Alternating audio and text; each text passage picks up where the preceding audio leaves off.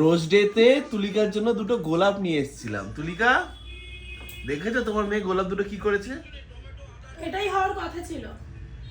একটা গোলাপ ওখানে আগেই প্রাণ বিসর্জন দিয়েছে। ওদের চিবিয়ে খেয়ে নেই আমার কপাল। মাম্মা দেখি গোলাপটা কিরকম রয়েছে।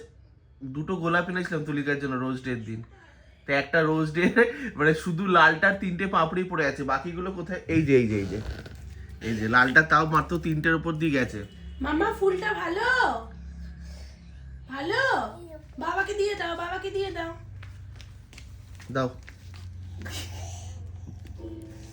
এই ফুলটাকে কি করেছে? খারাপ না, চাইলে দিয়ে দিল।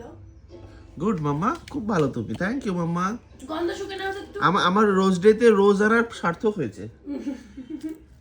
মাম্মা এনো, এটা তোমার জন্য mamma. Love you mamma. Wow, accept করেছে মাম্মা আমার। ও কি খুশি, কি খুশি।